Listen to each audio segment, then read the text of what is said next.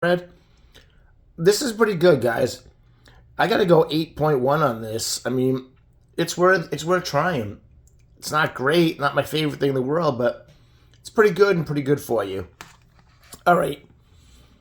On the bottom, what we have here is I made spaghetti, thin spaghetti with Vincent's in New York sauce last week. We had froze it. Last night, I heated some up for my wife. Here is the leftover. Let me give it a try, see how it is cold.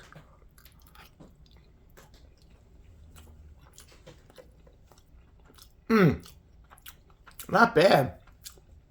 I'll tell you something crazy. This is better now than it was when I first made it.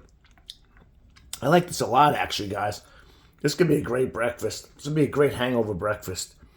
Cold pasta with Vincent sauce. Yeah, this is really good. I'll go 8.5 on the